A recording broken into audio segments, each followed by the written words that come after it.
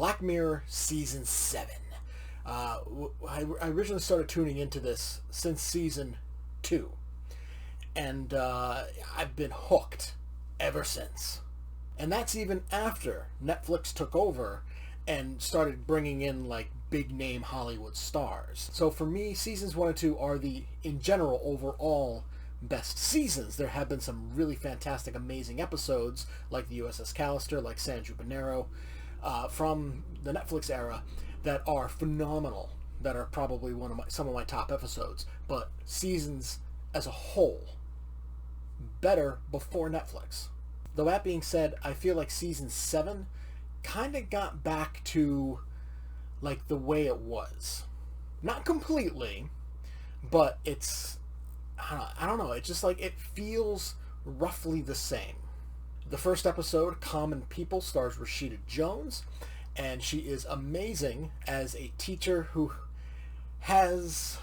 she's brain dead, unfortunately. Something happens medical-wise and she's brain dead. And there is a new medical procedure out there that replaces it with basically AI. And it's subscription-based. And it keeps going up and up and up and up. Kind of like subscription services themselves. Kind of like Netflix is commenting on their own bullshit. So it's pretty good commentary as to like the state of streaming. It's just the constant subscriptions and how they just keep going up for one reason or another. Biete Noir, if I'm saying the first word right, stars Sienna Kelly, and she is the head of the R&D department of a candy company. And in walks in somebody from school, and she is able to alter reality. And that itself is kind of freaky. It's kind of scary that one person, with the click of a button, can alter reality to drive one person crazy. Hotel Revere stars Issa Rae, Awkwafina, Emma Corrin in more AI, but AI that's able to insert somebody into an old movie and they can act up against somebody who's not even technically alive. And that is fascinating. I mean, how like potentially cool would it be to like put in, like, I don't know, George Clooney into like Casablanca in the Humphrey Bogart role, you know? That's kind of how this episode is. And Ray and Corrin are phenomenal together. Their chemistry is fantastic. Awkwafina is Awkwafina.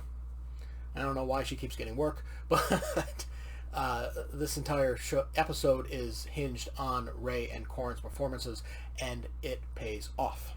Plaything is a sequel to Bandersnatch, which is interesting because I feel like they didn't need to continue the Bandersnatch story, but at the same time, the only real connection is Will Poulter. His character from Bandersnatch is in this, and it's a different game, and it's just completely different in general. The storytelling is not interactive, but the storytelling, the style of the game, what the game is setting out to do, what Peter Capaldi's character is setting out to do, and Peter Capaldi is just kind of haunting in this episode.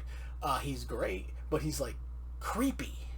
Eulogy has Paul Giamatti, and an old acquaintance has passed away, and there is now technology that can help pull memories out of your head and be able to show it at a memorial.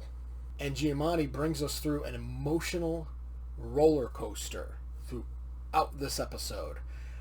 To me, it is the best episode of the season.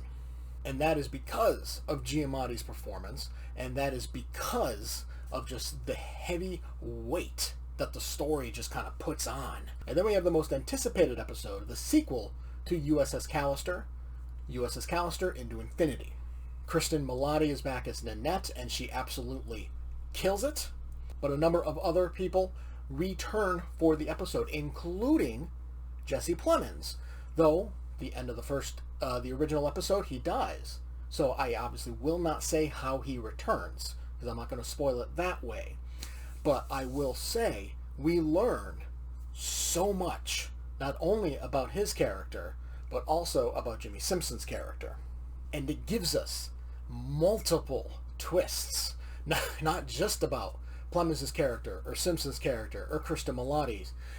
Just the company Callister in general. The game Infinity in general. It gives us so many twists, and it adds so many layers to the first episode that we were introduced to the USS Callister and all of these characters.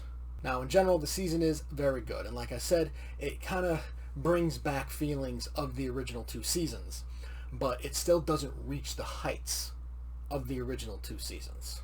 It does give you all sorts of emotions. There's love, there's happiness, there's dread.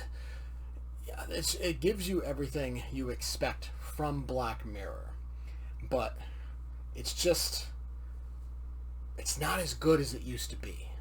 There's plenty of social commentary, but I feel like it's not as hard. It doesn't go as hard and in your face as it used to be, and that's a little disappointing. But season 7, still a good season. I'm going to give it an A-. Did you enjoy the review? Make sure to hit that like button and subscribe to see more movie and TV reviews, along with reaction comedy shorts. Join the channel membership for just $1.99 a month to be able to watch all videos before the public with early access. Feel free to leave a comment to discuss your thoughts on the movie or show, and I will see you next time.